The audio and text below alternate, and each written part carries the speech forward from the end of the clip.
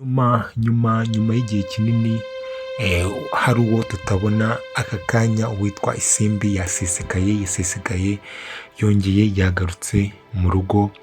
Inda ni nini gusa reka tube tuzi kumuvugaho. Twagije kubona uwitwa Kamarade ndetse n'uwitwa Emile barimo kwemeza uwitwa Iribagiza yuko burya Rugema uwo yafataga nka papa we ari we wamwiciye ababyeyi. Gusa ariko Iribagiza hano ntabwo yabyumvaga neza, yabihakanye, arabihakana kandi abihakana yivuye inyuma avuga ati ntibishoboka yuko umuntu wandeze igihe kingana gutya yaba ari we wishe ababyeyi banjye. Ati ko ndibaza nimba ese kubera iki yaba yarishe ababyeyi banjye njyewe akaza akamfata akaba ari we undera, byaba yarabitewe n'iki? Gusa hano yirengagije ikintu kivuga gutya ngo buriya kuba Rugema yakica ababyeyi ba Iribagiza yarangiza agafata Iribagiza akamurera ni nko guhisha cyangwa guhisha ibintu bibi waba ukoze. Ko ntabwo watekereza nyine nk'uko nawe nyine ntabwo wapfa gutekereza yuko umuntu yishe ababyeyi b'umuntu yarangiza agafata umwana wabo akamurera. Biragoye rero, ni nko sinzi ukuntu nabyita, ariko ni nko gutuma nyine hari ibintu byagakwiye kuba bimenyekana bitamenyekana. Njyewe ndeze umwana niciye ababyeyi be, nta muntu uzankurikirana, nta muntu uzatekereza ko ari njyewe ushobora kuba warakoze ibyo bintu. Rero hano witwa Emile yahise amubwira ati nawe nakubwiye yuko nitumubwira ko ari Rugema wamwiciye ababyeyi atari bubyumve.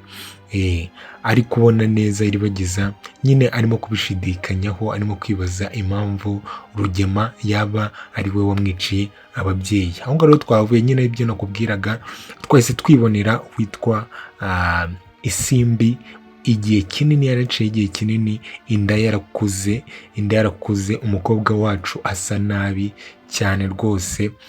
Umukobwa utarambaraga ibitenge, umukobwa wahoranaga umucyo, umukobwa wahoraga uhumura, umukobwa wabaga wambaye utumini, yari yakubisemo icyo bita igitenge, umusatsi warabaye nabi, yarawushyizemo icyo bita ibituta, ku gapira ke k'umuhondo n'igitenge n'ikarito mu ntoki yuzuye irimo imyenda, ameze nabi. Yari yinjiye rero nanone iwabo, agana iwabo.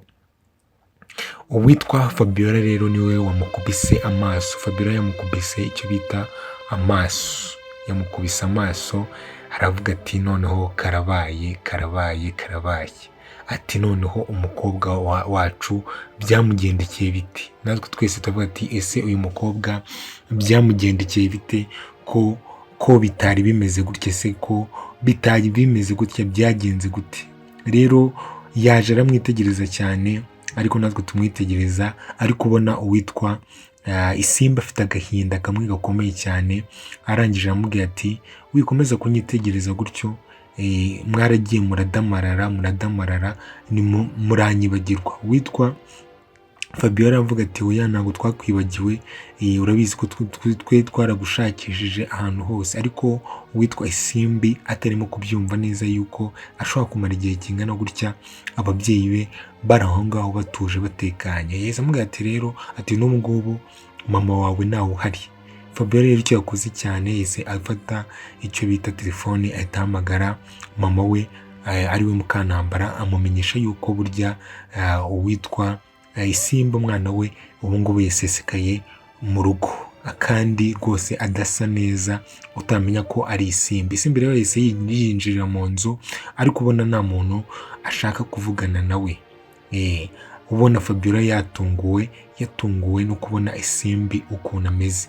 Aho ngaho rero twavuye turangije twiyizira kuwitwa burya uwitwa Rugema ndetse na muganga, ariko dogiteri cyangwa musaza papa ya Emile yari afite ubwoba bumwe bukomeye, arimo kuvuga ati ibaze uriya mwana, ubwo yavugaga musaza wa Iribagiza, ati kera ko nubwo ari umwana urabizi yuko hari igihe ushobora kuba warabonyeho umuntu ukamwibuka. Ati ndimo kwibaza ubu ngubu uyu mwana namara kunyibuka akibuka yuko nari inshuti n'umuryango we, aho ngaho si bizateza ikibazo?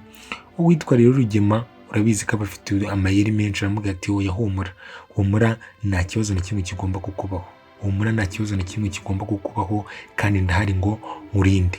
Ati rero ugomba gutuza ukamera neza rwose, nta kibazo na kimwe kigomba kukugeraho. Ibyo ngibyo ndabikwijeje yuko nta kibazo na kimwe kigomba kukugeraho. Ariko ubona muzehe afite ubwoba, ese uyu muzehe we wagambaniye abana be nibamubona bo byo azasobanura iki? Ese uyu muzehe yabitewe n'iki kuba yaramaze imyaka ingana gutya yose yaremeye kubaho nabi mu buzima bubi, ariko aka kanya aho abana be baje kumushakira ngo bafashe Iribagiza akaba yarayifashe gutya, akabaca inyuma, akabatererana, akabahemukira muri makeya? Ese we bizagenda bite? Rero uwitwa Rugema yakomezaga kumwizeza ibitangaza, amubwira ati humura, nibiba ngombwa ndahita hariya wahagarara ku gipangu, ndashaka undi muzamu hato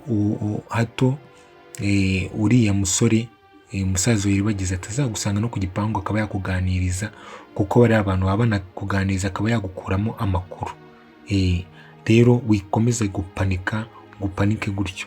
Twahise twigarukira rero kwitwa Isimbi yiyicariye mu ntebe rwose, uwitwa Fabiola arimo kumwiyexcusaho, arimo kumubwira ati twaragushatse rwose kandi ibyo ngibyo byumve.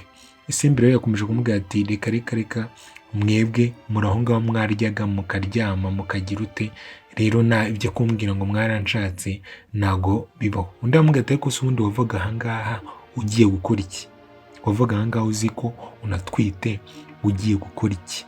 Wajyaga hehe? Usibye kuba iwanyu baragutetesheje, urabizi ko Fabiola atajya aheza, ati iwanyu baragutetesheje imiteto n'imyiryo, ikaba yaratumye ugenda kubaho nabi. Ati rwose ari njye ndi mama wawe ntabwo twari kuba twarakiranutse. Uwitwa rero Isimbi yamubwiye mu magambo make, yarangije aramubwira ati humura, utuze kandi utekane, ahantu umaze iminsi hanyigishije byinshi. Ese Isimbi agarutse noneho atari wa mwana watese nk'uko tubizi? Ese Isimbi noneho agiye gukora iki? Ese koko twongeye twibaze, iyi nda ni iya Cyusa? Kuko iyi nda ari iya Cyusa nabyo Isimbi ku rundi ruhande yaba wenda nubwo yakoze amakosa, ariko nawe yaba ababaje, byaba bibabaje kuba arimo kubaho gutya kandi wenda atwite inda ya Cyusa. Yego ntabwo Cyusa babana, ariko wenda hari ubundi buryo byari kugenda kugira ngo ajye kwangarana inda. Rero wabonaga yuko arimo kubwira Fabiola ati humura, njyewe ntabwo ndi wa wundi, narize kandi narisobanukiwe, ubu ngubu rwose utuze utekane, ibyo ngibyo urimo kwibwira byose ntabwo ariko bimeze. Aho ngaho twavuye turangije tuza twiyizira ku witwa Sylvie ndetse na mama we. Sylvie arimo kumubwira ati rero Rurangirwa twavuganye, arambwira ngo azaza hano noneho ataje nka musaza wa Iribagiza, ahubwo aje nka boyfriend wanjye azaba. Ubwo rero nagira ngo tuzamwakire, nyine barimo kuganira ibyo ku mukunzi wabo, ku mukunzi we, dore yuko ubu ngubu bishyushye hagati ya Rurangirwa n'uwitwa Sylvie. Rero mu gihe barimo kuganira gutyo, uyu nguyu witwa Cyusa yahise yinjira, araza arabasuhuza. Cyusa yambaye neza rwose kuko banabimubwira, baramubwira ati wambaye neza. Undi aramubwira ati rero kuko ngiye guca mu rukiko kuko andi ngomba kuba nambaye neza, ngomba kwimenyereza kwambara neza. Ati rero nibyo ndimo kwimenyereza kwambara neza. Ati ndimo kwimenyereza kwambara fresh. Mu gihe bari muri ibyo ngibyo rero hari uwakomanze. Tutarajya kure, njyewe aka kanya ndimo kumva ko yaba ari Isimbi, niko njye mbyumva, kuko bose bikanze. Isimbi ese naza none afite inda, ubu bukwe bwa Iribagiza buracyabaye cyangwa nanone bugiye guhita busubikwa? ese isimbi ugarukanye inda noneho nkuru noneho biragenda bite? Reka dukomeze dutegereze turebe, gusa filime ikomeje kuba filime. Ciao mukomeze mugire ibihe byiza, mukanda subscribe kugira ngo mujye mubona notification ko dusohoye video.